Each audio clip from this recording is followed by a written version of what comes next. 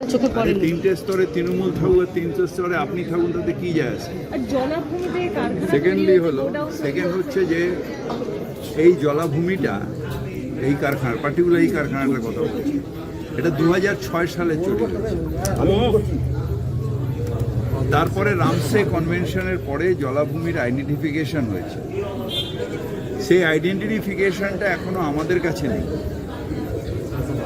কিন্তু ন্যাচারালি আমাদের environment department বলতে পারবেন যে এই এলাকা বিন্যাস করে কতটা জলাভূমি, সেটা একমাত্র এনভায়রনমেন্ট ডিপার্টমেন্ট বলতে পারবে। দাদা আরেকটা কথা জিজ্ঞেস করবো, গাঙ্গুরাম যিনি অভিযোগ মানে যিনি এই কোম্পানির মালিক তিনি পলাতক, সেক্ষেত্রে কি করা পদক্ষেপ নেওয়া হবে? এতগুলো মানুষকে প্রাণহানির মতো হতে পারে, এটা হতে পারে যে পুলিশের কাছে কেউ পলাতক হলে সে একটা ব্যবসা করে, যদি পলাতক হয় তাহলে তার সব কিছু বাজেয়াপ্ত হয়ে যাবে। পুলিশের খাতায় কখনো কেউ পালিয়ে গিয়ে কেউ আইন থেকে রক্ষা পায় আজ পর্যন্ত? কি শাস্তি দাবি করবে রাজ্য এতগুলো মানুষের প্রাণহানি হলে? আইন অনুযায়ী এখানে তো প্রেস কনফারেন্স করে শাস্তির ধারাগুলোকে বলার কথা নয়। শাস্তির ধারা আইন অনুযায়ী যা যা আসবে, এখন কি একটা হয়েছে ইন্ডিয়ান পেনাল কোডের জায়গায় ওই বিএনএস ধারায় যা যা আসবে সেগুলো হবে। কিন্তু আমরা তো এর আগেও দেখেছি ঋতুরাজ হোটেলের ক্ষেত্রেও দেখা গেল পরবর্তীতে জামিন হয়ে যায় অনেকের ক্ষেত্রে, অনেকের ক্ষেত্রে জামিন হয়ে যায়। এই কেসে এফআইআর হয়েছে, কিন্তু অনেকের ক্ষেত্রে আমরা দেখেছি আদালতে গিয়ে এবার আদালতকে আপনি জিজ্ঞেস করুন যে জামিন দিচ্ছে কেন, আমি কি করে বলবো? আপনি যেটা বললেন এনভায়রনমেন্ট ডিপার্টমেন্টকে বলবেন, যে কথা আমি বলছি এনভায়রনমেন্ট ডিপার্টমেন্ট দেখবে, এনভায়রনমেন্ট ডিপার্টমেন্টকে মূলত আপনি বলবেন যে পরবর্তীকালে নিশ্চিত হয়, নিশ্চিত।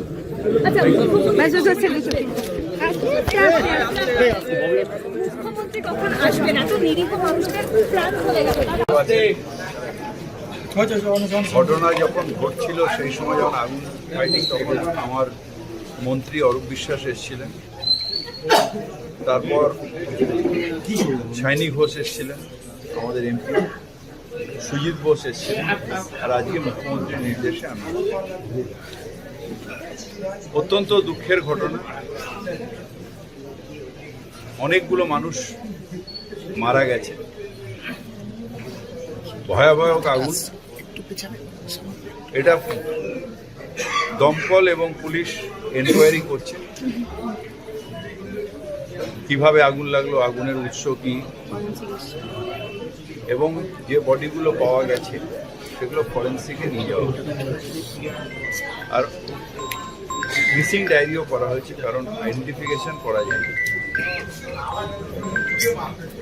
কালকে কোর্ট অর্ডারে ওদের ব্লাড নিয়ে ডিএনএ টেস্ট হবার পরে যখন ডিএনএ টেস্টের রিপোর্ট আসবে তখন আমরা বলতে পারবো কোন কোন মানুষগুলো মারা গেছে, এবং সেই অনুযায়ী তাদের ডিসি অর্থাৎ ডেথ সার্টিফিকেট দেওয়া হবে, এই পঞ্চায়েত অফিস থেকেই দেওয়া হবে।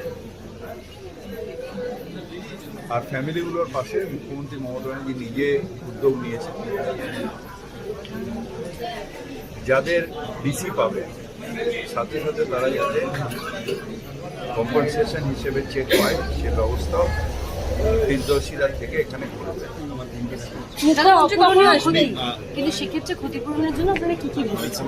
এখানে আমরা কথা বলেছি সবার সাথে, এবং 5-10 লাখ টাকা ফ্যামিলিগুলোর সাথে কথা বললাম।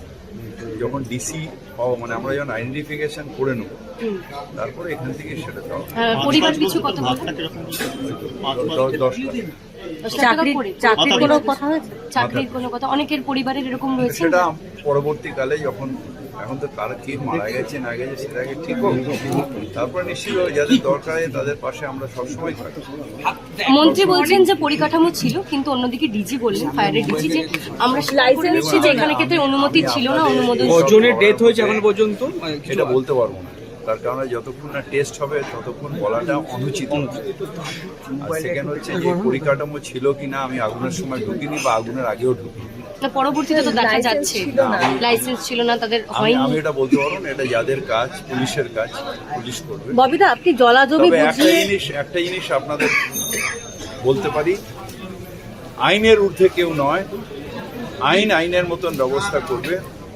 এবং যেই অন্যায় করুক না কেন কাউকে রেহাই করা যাবে না। এখানে তো 3টে স্তরেই তৃণমূল রয়েছে, তাহলে এতদিন ধরে অন্যায় কেন চোখে আরে পড়ে? 3টে স্তরে তৃণমূল থাকুক আর 3টে স্তরে আপনি থাকুন, তাতে কি যায় আসে? আর জলাভূমিতে কারখানা তৈরি হয়েছে, গোডাউন তৈরি সেকেন্ড হচ্ছে। হচ্ছে যে এই জলাভূমিটা, এই কারখানা পার্টিকুলার এই কারখানাটার কথা বলছি, এটা 2006 সালে তৈরি হয়েছে। তারপরে রামসে কনভেনশনের পরে জলাভূমির আইডেন্টিফিকেশন হয়েছে। সেই আইডেন্টিফিকেশনটা এখনো আমাদের কাছে নেই, কিন্তু ন্যাচারালি আমাদের এনভায়রনমেন্ট ডিপার্টমেন্ট বলতে পারবেন যে এই এলাকা বিন্যাস করে কতটা জলাভূমি সেটা একমাত্র এনভায়রনমেন্ট ডিপার্টমেন্ট বলতে পারবে, আমি বলতে পারবো। তাহলে আরেকটা কথা জিজ্ঞেস করবো, গাঙ্গুরাম যিনি অভিযোগ মানে যিনি এই কোম্পানির মালিক তিনি পলাতক, সেক্ষেত্রে কি করা পদক্ষেপ নেওয়া হবে? এতগুলো মানুষকে প্রাণহানির মতো হতে পারে, এটা হতে পারে যে পুলিশের কাছে কেউ পলাতক হলে সে একটা ব্যবসা করে, যদি পলাতক হয় তাহলে তার সবকিছু বাজেয়াপ্ত হয়ে যাবে। পুলিশের খাতায় কখনো কেউ পালিয়ে গিয়ে কেউ আইন থেকে রক্ষা পায় আজ পর্যন্ত? কিন্তু পুলিশও তো এখন কি শাস্তি FIR দাবি করেনি। করবে রাজ্য? এতগুলো মানুষের প্রাণহানি হলে যা এখনো আইন উত্তরোত্তর বাড়তে আইন থাকবে। অনুযায়ী এখানে তো প্রেস কনফারেন্স করে শাস্তির ধারাগুলোকে বলার কথা নয়। শাস্তির ধারা আইন অনুযায়ী যা যা আসবে, এখন কি একটা হয়েছে ইন্ডিয়ান পেনাল কোডের জায়গায় বিএনএস ওই বিএনএস ধারায় যা যা আসবে সেগুলো হবে। কিন্তু আমরা তো এর আগেও দেখেছি ঋতুরাজ হোটেলের ক্ষেত্রে দেখা গেল পরবর্তীতে জামিন হয়ে যায়, অনেকের এফআইআর করলো না, এফআইআর করলো না পুলিশ, অনেকের ক্ষেত্রে জামিন হয়ে এটা যায়, এই কেসে এফআইআর হয়েছে, এফআইআর। অনেকের ক্ষেত্রে আমরা দেখেছি আদালতে এবার আদালতকে আপনি জিজ্ঞেস করুন যে জামিন দিচ্ছে কেন, আমি কি করে বলবো জামিন ধাক্কাধাক্কি করো না। এনভায়রনমেন্ট ডিপার্টমেন্ট বলছি, এনভায়রনমেন্ট ডিপার্টমেন্ট দেখবে, এনভায়রনমেন্ট ডিপার্টমেন্টে মূলত আপনি বলছেন যে পরবর্তীকালে নিশ্চিতভাবে